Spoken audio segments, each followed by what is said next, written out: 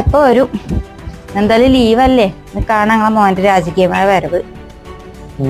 അവൻ എന്റെ രാജാവനടി, നീ എന്റെ രാജ്ഞി.